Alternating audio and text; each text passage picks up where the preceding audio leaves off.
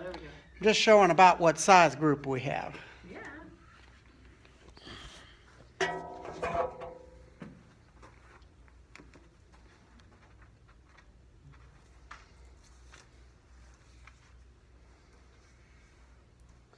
This is the gospel according to Luke. And he said, there was a man who had 2 sons. And the younger of them said to his father, Father, give me the share of property that is coming to me. And he divided his property between them. Not many days later, the younger son gathered all that he had and took a journey into a far country. And there he squandered his property in reckless living. And when he had spent everything, a severe famine arose in that country, and he began to be in need. So he went and hired himself out to one of the citizens of that country, who sent him into the fields to feed pigs. And he was longing to be fed with the pods that the pigs ate, but no one gave him anything. But when he came to himself, he said, how many of my father's hired servants have more than enough bread, but I perish here with hunger? I will arise and go to my father, and I will say to him, Father, I have sinned against heaven and before you. I am no longer worthy to be called your son. Treat me as one of your hired servants. And he arose and came to his father. But while he was still a long way off, his father saw him and felt compassion and ran and embraced him and kissed him. And the son said to him, Father, I have sinned against heaven and before you, and I am no longer worthy to be called your son. But the father said to his servants, Bring quickly the best robe and put it on him, and put a ring on his hand and shoes on his feet, and bring the fatted calf and kill it. And let us eat and celebrate. For this my son was dead and is alive, and was lost and is found. And they began to celebrate. Now, his older son was in the field, and he came and drew near the house, and he heard music and dancing, and he called one of the servants and asked what these things meant. And he said to him, Your brother has come, and your father has killed the fatted calf, because he has received him back safe and sound. But he was angry and refused to go in. His father came out and entreated him.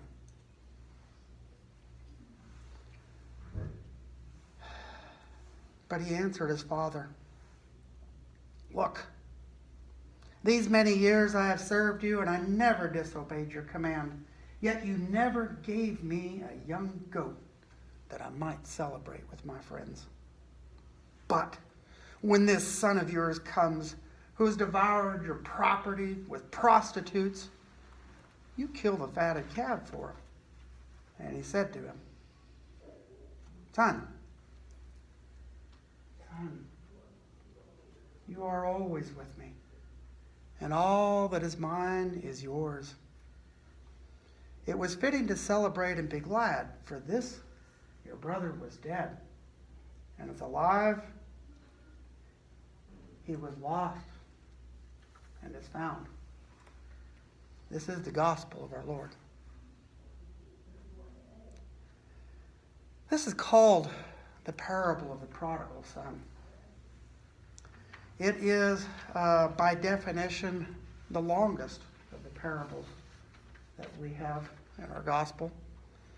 And it has more dialogue, discourse between the characters than any of the other parables.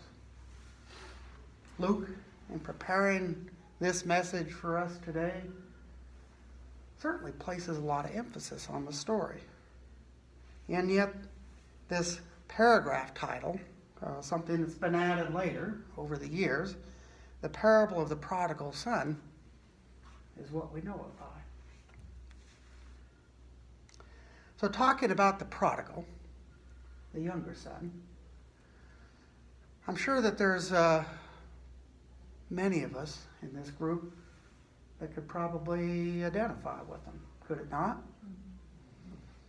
I mean, I know that I've preached this message, at several different venues. Church, of course, for a Sunday sermon. Used it in a funeral, and most recently, Michael was with me when we were up in Ottawa County Detention Facility. And I think we opened by having a raise your hands who identifies with the younger son, and I think everybody there just about raised their hand. Yep. This is something that's common among all of us. I certainly could raise my hand. So in looking at the prodigal son, what does it say about him? Why did he go so far? It says in verse 12, he says, "Father, give me the share of the property that is coming to me." Now, what's another way to say that to your father when you're wanting your inheritance? Just die already? Yeah, just die already. Yeah. Come on. Isn't that the same thing as saying, "I wish you were dead"? Well, this is the character of the prodigal, and he takes his money and he goes away, and of course, it's wasted on everything, and he ends up in the fields, put to work by a farmer, feeding the hogs. For the Jews that were in attendance of this, and I'm going to be getting to that just in a second, that would have been a real anathema. Because, of course, the cloven hoof is not supposed to be something to be consumed by a devout and practicing Jew. Even today, in the Orthodox variety, it's something that, is very dead set against, to the point that when you go shopping in Israel and you go into the grocery stores and you look in the meat section, just like you would see here, you see packages of things called white steak. You know what white steak is? Pig. Pork chop. It's pork. But we don't want people to know that we're buying pork. So we're going to label it white steak, and I can always say I didn't know. Plausible deniability. This is right. That's awesome. So anyways, this is the younger son. He's gone about as far away from his roots as can possibly be gone. And yet, he says, "I'm no longer worthy to be called a son, but I can go back to my father and I can say, just hire me. Put me in the bunkhouse with the others, and I'll work for you for the rest of my days, and I'm going to be grateful." Sounds like a good guy wanting to make amends, doesn't it? Mm-hmm. And he gets back to his father. And yet one of the best lines that's always meant something to me, brings me to tears nearly every time. It says, "He arose and he came to his father, but while he was still a long way off." While he was still a long way off, his father sees him and runs to him. Now, in that phrase there, don't you surely get the picture of a father who's going out to the brow of the hill each and every day, and not standing but for just a short time, but standing there for a long time, looking for his son. And he sees him way off in the distance, recognizes him, maybe by the character of his walk, because I'm sure his clothing had all been changed out many times by that point. And he runs to him. But this isn't just the parable of the prodigal, isn't it? There's another character we're talking about, right? The other son. Because if it was the parable of the prodigal son, wouldn't it make sense just to end it right here on verse 23 and 24? "For this my son was dead and is alive again. He was lost and is found." And they began to celebrate. And you notice that pause when I read it. Wouldn't that be a logical place to end it if this was the prodigal son?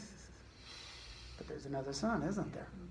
So let's talk about the elder son. And I want to preface that a little bit by reading the opening verses of chapter 15, because this whole chapter 15 could actually be called parables of the lost.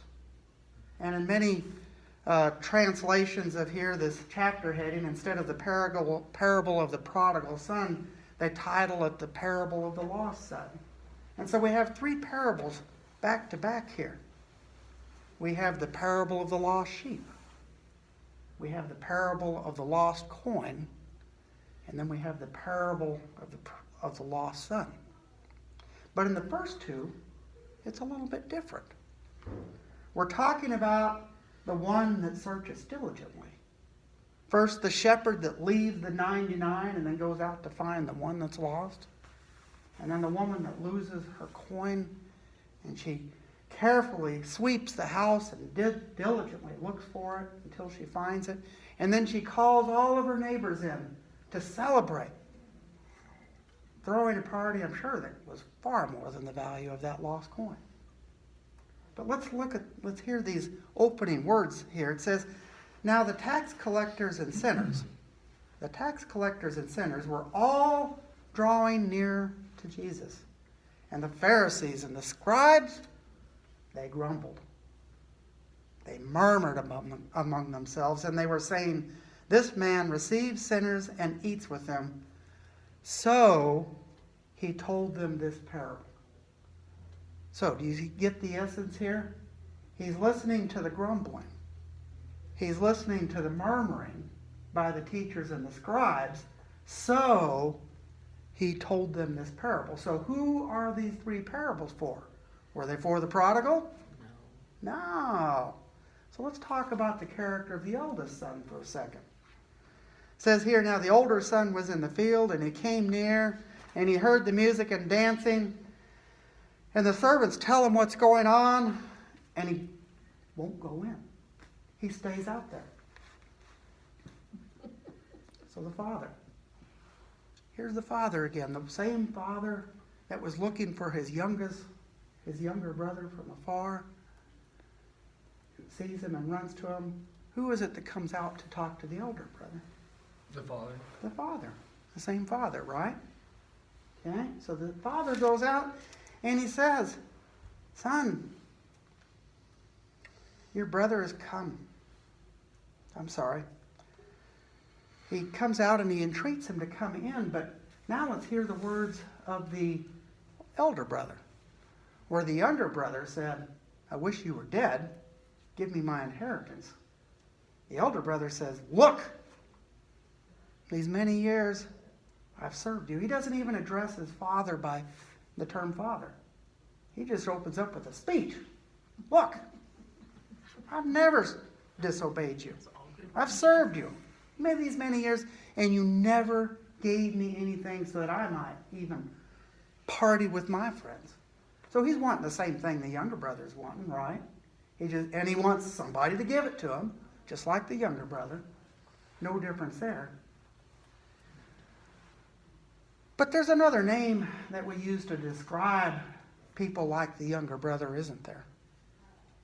Might be a word that we're familiar with because we're here in church. Hypocrites. Wouldn't that be what it is?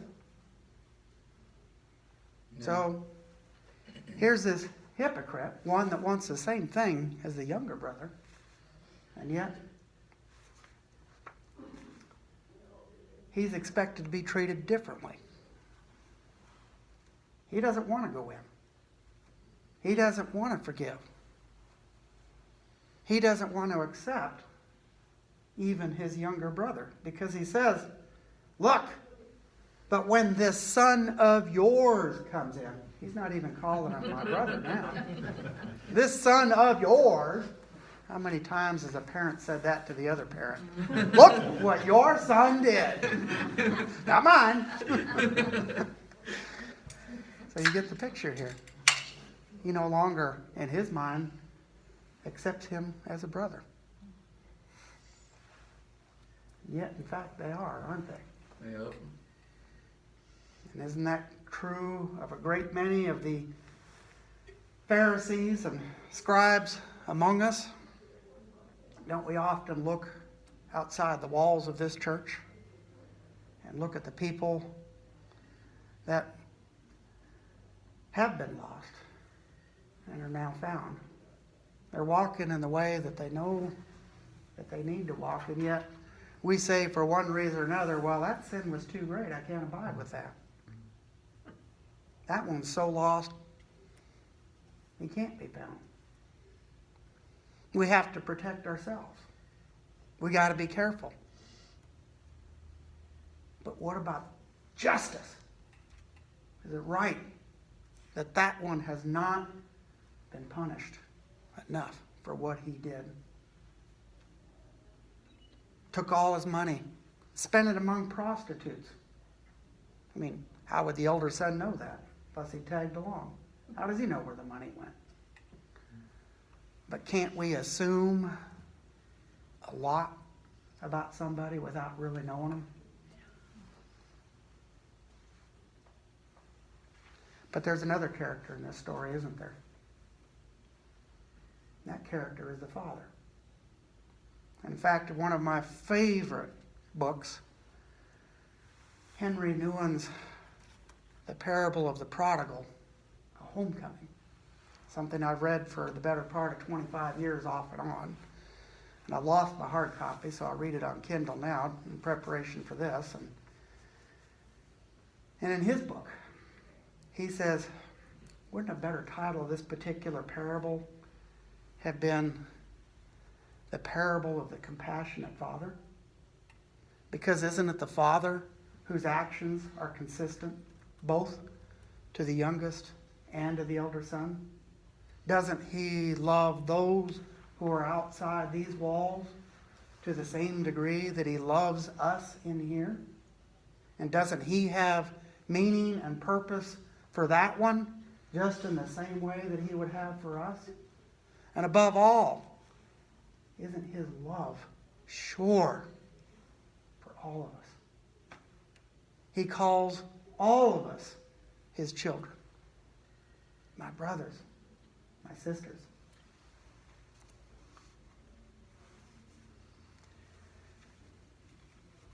The character of the father is this. When the younger son comes to him and demands what's not even right to have. There's no word said here, but he divides the property among them. He gives the younger son just enough rope, doesn't he? And the younger son does what we all knew he would in the first place. Yeah, you couldn't expect anything better from that one, could you? Don't we say that a lot of times? Yep. And yet, we see the character of the father when the younger son is still a long ways off. As shared with Michael's group, even as far away as 28 inches down the length of a shotgun barrel. And while everything's still in motion, the father comes to that one. And he throws his arms around him and hugs him and loves on him. Says, quick, we've got to celebrate. For this is my son. He was dead and now he's alive, and he was lost and now he is found. And who's he saying that to? He's saying that to his servants who are listening and wanting to prepare the meal. But he says it one more time. He says this also personally to the elder son, the one amongst us this morning. And he says, look, this is your brother. Where the elder son had said, your son. Jesus makes sure that he understands that this is our brother. This is our sister. It was fitting to celebrate and be glad, for your brother was dead and is alive. He was lost and is found.